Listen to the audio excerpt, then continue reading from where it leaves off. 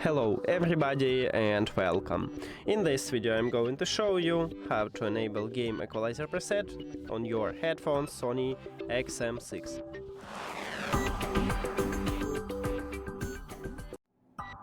You have to start by open Sony SoundConnect application. If you add your headphones to the application, you will see the same menu as I have. Now, you need to scroll down just a bit. Right here in the third line we have Equalizer.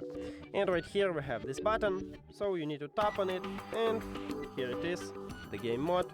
You need to tap on it also and close the Equalizer. And we just did it! Thank you for watching this video. If you found it helpful, please consider subscribing to the channel and leave a like on the video. See you later!